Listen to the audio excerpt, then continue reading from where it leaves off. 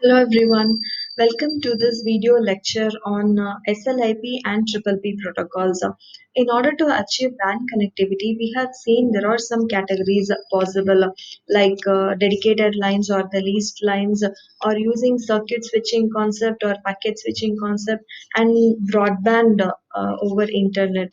So in that, the packet switching concept is also utilized for the WAN connectivity or communication over the internet.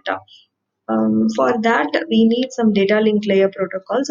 Two such protocols for the SLIP and PPP. So these two protocols uses the dial-up modems for achieving the packet-oriented networking over the internet. Let us learn about these two protocols in detail now.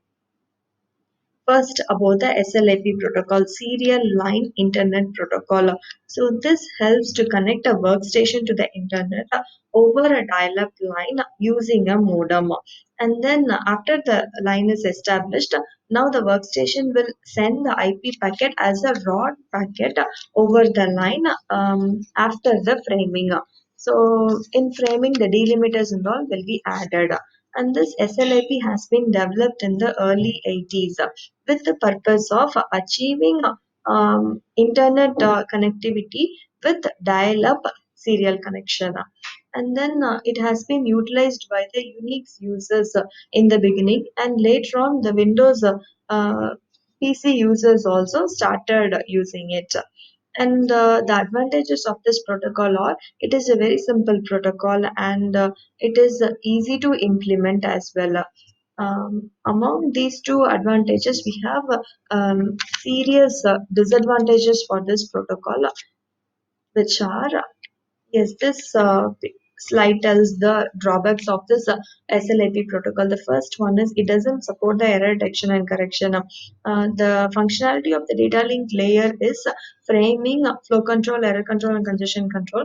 But this SLIP doesn't have features to support error detection and correction. And then it can support only one of the networking layer protocol, which is the IP protocol. It is not able to support the other protocols like IPX, SPX. What is this IPX and SPX? It is Internet Packet Exchange and Sequence Packet Exchange protocols. These are networking protocols initially developed on networks using NetWare OS.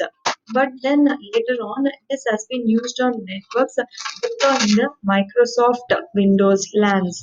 So this is not SLIP is not supporting any of these protocols, whereas it supports only the IP protocol. And the third thing is it requires advanced knowledge about the peer's IP address. So before the link establishment, it needs to know about the IP address for establishing the connectivity. That is also become a drawback. And then this is not an approved internet standard. And finally, SLIP doesn't support authentication, which means it doesn't encrypt the data and forward it. So these are some of the drawbacks of the SLIP protocol.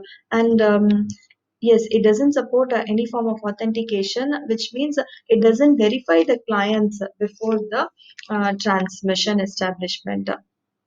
So these drawbacks led to the development of the another protocol called as the triple P protocol, which is the point-to-point protocol. So the SLIP has very little features, whereas the triple P has more features, and there is no need to configure the IP address setting and all before it is established. That is also one of the advantage.